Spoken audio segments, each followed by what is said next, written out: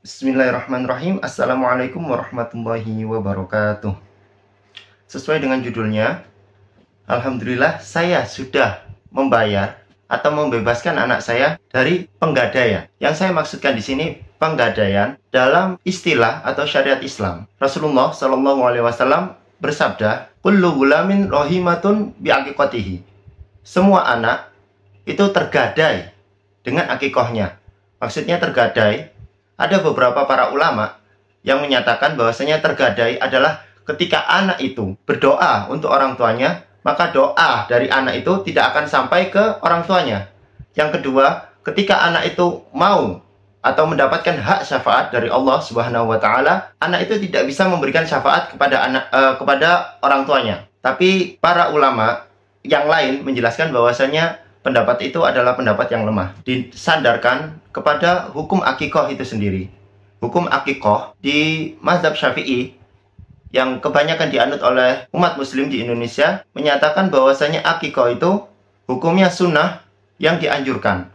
Jadi tidak sampai masuk ke wajib, tapi sunnah yang sangat-sangat dianjurkan. Adapun penjelasan akikoh dijabarkan bahwasanya akikoh dilakukan setelah 7 hari kelahiran anak itu. Misalnya anak itu lahir hari Senin siang, maka 7 hari setelah hari Senin itu, Senin, Selasa, Rabu, Kamis, Jumat, Sabtu, Minggu, itu adalah hari yang disunahkan untuk melakukan akikoh. Kemudian jikalau tidak bisa di hari ke-7, boleh di hari ke-14. Jika tidak bisa lagi, diperbolehkan di hari ke-21. Namun di sini ada perbedaan pendapat ulama. Ketika anak itu lahir di malam hari atau menjelang matahari terbenam, ketika matahari terbenam gitu ya, itu pada hari kelahirannya dihitung atau pada hari kelahirannya tidak dihitung. Contohnya ketika lahirnya hari Senin, malam hari, Seninnya tidak dihitung, jadi langsung Selasa, Rabu, Kamis, Jumat, Sabtu, Minggu, Senin. Kemudian pendapat yang kedua, tetap dihitung hari Seninnya. Jadi sama Senin, Selasa, Rabu, Kamis, Jumat, Sabtu, Minggu. Minggunya dilakukan akikoh. Tapi di sini tidak terpatok pada hari ke-7. Ketika orang tuanya tidak mampu melakukan hari ke-7, ke-14, ke-21, boleh di hari yang lain di mana rezekinya Allah limpahkan atau Allah lebihkan untuk melakukan ibadah akikoh. Anak saya sendiri saya akikohi di hari ke-10 setelah kelahirannya. Jadi 3 hari sebelum ini saya melakukan akikoh atau mengakikohi anak saya. Jadi memang beban akikoh itu dibebankan kepada orang tuanya, kepada bapaknya. Kalau bapaknya tidak ada, kepada walinya. Kemudian ada yang bertanya, orang tua saya tidak mengakikohi saya ketika saya kecil. Jadi apakah boleh saya mengakikohi diri saya sendiri ketika saya dewasa? Pendapat ulama juga menyatakan itu boleh, kalaupun tidak diperbolehkan karena hukumnya sunnah, jatuhnya adalah sedekah biasa. Bukankah sedekah juga bagus? Sedekah juga menghasilkan pahala. Saya mau menjabarkan apa saja yang dilakukan pada saat hari ke-7 atau di hari akikoh. Ada 3 kegiatan yang dalam hadis Rasulullah SAW, yaitu menyembelih kambing, kemudian memotong rambut, dan yang ketiga adalah memberikan nama. Untuk laki-laki, memotong kambing atau menyembelih kambing, memang hadisnya adalah syatun, artinya adalah kambing.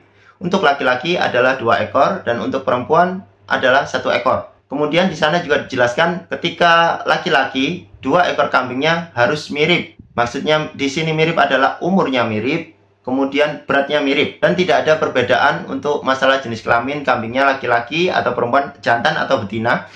Walaupun betina juga diperbolehkan. Cuma memang dianjurkan jantan. Kenapa? Kebanyakan masyarakat Indonesia menyatakan harus jantan, bukan diharuskan atau diwajibkan, tapi dianjurkan. Karena kambing jantan itu sendiri lebih besar, lebih tinggi badannya, diharapkan dagingnya juga lebih banyak. Karena dagingnya lebih banyak, bisa dibagikan kepada masyarakat umum dan mendapatkan daging yang lebih banyak dari masing-masing yang sudah dibagikan kepada orang lain. Kita bahas yang kedua, yaitu memotong rambut atau mencukur rambut. Mencukur rambut di sini para ulama menyatakan menyukur rambut harus dihabiskan, jadi digundul. Memang rambutnya adalah rambut kotor, hikmahnya adalah membersihkan kepala dari rambut yang kotor. Dihabiskan, kemudian ditimbang rambut itu, kemudian dikurskan ke harga perak saat itu, saat akikoh. Jadi misalnya 1 gram perak 15.000, kemudian didapati rambut yang sudah ditimbang 15 gram, berarti 15 kali 15.000. Itulah uang yang harus disedekahkan oleh orang tua kepada masyarakat, boleh kepada masjid, kepada fakir miskin, kepada yatim piatu, dan lain sebagainya untuk disedekahkan. Yang ketiga,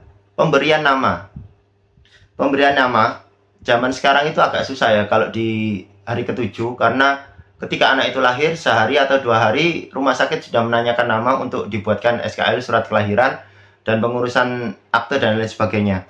Maka dari itu, kegiatan ini tidak harus urut, jadi tidak harus memotong kambing terlebih dahulu, kemudian mencukur rambut, kemudian memberikan nama. Urutannya boleh dibolak-balik. Dalam pemberian nama, sudah saya pernah jelaskan bahwasanya berilah nama-nama yang baik. Nama yang terbaik menurut Rasulullah adalah Abdullah dan Abdurrahman. Selain itu, nama terbaik kedua adalah nama-nama para nabi atau para rasul. Yang saya sudah jelaskan juga, nama anak saya adalah Ahmad Ibrahim Widiantoro, yang terdiri dari 2 nama rasul, yaitu Ahmad, nama lain dari Nabi Muhammad, dan Ibrahim, yaitu nabi yang disebut sebagai bapaknya tauhid atau bapaknya para nabi. Kemudian saya menjelaskan sedikit hikmah dari akikoh. Jadi akikoh adalah penyembelihan hewan kurban, penyembelihan kambing pada khususnya, yang penjelasan para ulama menyatakan agar anak itu terpotong atau terpisah dari sifat-sifat hewani, yaitu nafsu, amarah, emosi, terutama nafsu ya, karena kita tahu yang sering kita lihat ketika menjelang Idul Adha, di masjid, di samping-samping masjid, kambing yang berdekatan lakukan, mohon maaf, senggama gitu ya. Mereka tidak tahu malu, mereka terbawa emosi, terbawa nafsu. Jadi hal itu atau sifat itu yang kita usahakan dilepaskan dari anak kita dengan cara akikoh. Itu adalah salah satu hikmah dari akikoh. Kemudian hikmah yang lain adalah rasa syukur kita kepada Allah Subhanahu wa Ta'ala karena sudah mengkaruniakan anak atau mengamanahkan anak kepada diri kita. Berapa banyak orang tua atau pasangan suami istri yang sudah menikah 5 tahun, 10 tahun, 20 tahun belum bisa mendapatkan keturunan. Jadi dengan akikoh kita mewujudkan atau menunjukkan dengan action, dengan bukti nyata, dengan kegiatan kita melakukan syukur kepada Allah ya dengan akikoh, yaitu menyembelih kambing, kemudian kita bagi-bagikan, kita sedekahkan kepada orang lain. Jadi cukup singkat penjelasan akikoh ini, ya saya harap bisa bermanfaat bagi anak saya atau bagi orang lain yang sedang mau melakukan akikoh. Banyak referensi di luar sana, video-video lain dari ustadz-ustadz yang alim membahas lebih rinci tentang akikoh. Jadi memang saya bahas ini khusus untuk anak saya. Kadang orang itu kalau diberitahu oleh orang tuanya atau orang terdekatnya, itu nasihat atau pengetahuan lebih mengena atau lebih tertanam kepada dirinya. Maka dari itu semoga bermanfaat. Cukup dari saya. Wassalamualaikum warahmatullahi wabarakatuh.